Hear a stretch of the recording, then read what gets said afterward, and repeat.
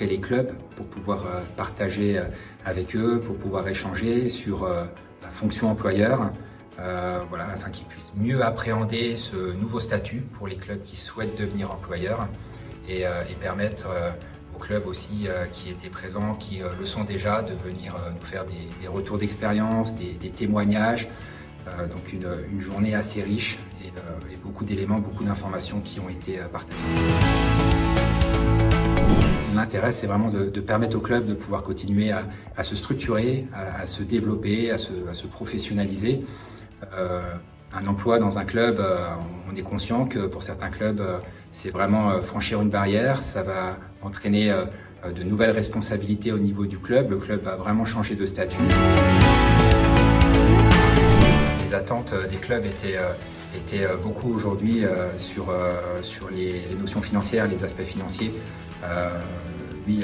On accompagne les clubs dans le cadre du montage financier de leur projet. Il existe de nombreux acteurs qui accompagnent les clubs sur de la création d'emplois en CDI. On a le FAFA Emploi, on a l'Agence nationale du sport, il y a également le Conseil régional. Plusieurs organismes qui étaient présents aujourd'hui et qui sont venus partager également leur dispositif, présenter leur dispositif afin que les clubs aient toutes les informations pour pouvoir, sur cette fin de saison, travailler sur un emploi pour 2023-2024. Alors le ressenti est très positif parce que je suis venu avec pas mal d'interrogations et j'ai eu énormément de réponses. Donc ça va beaucoup m'aider pour la suite et la création du poste qui est prévu au sein de mon club de foot de l'USTP. Je trouve que c'est une très belle initiative de la part de l'IR2F de mettre en place ce séminaire autour de l'emploi, qui est notre un petit peu préoccupation première au sein d'un club associatif comme le nôtre, puisque la structuration et la professionnalisation, ce sont des thèmes qui sont d'actualité aujourd'hui, et encore plus que d'actualité, puisqu'on doit encore plus avancer rapidement sur ces sujets.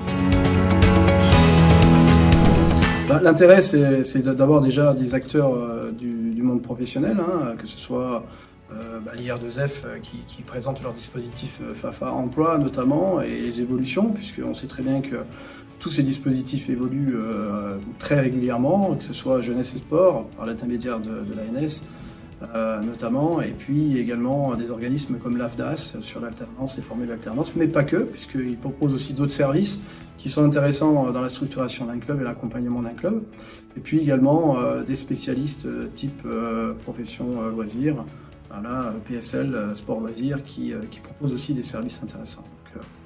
Donc c'est avant toute chose de refaire un petit peu une revue de connaissances sur les différents dispositifs.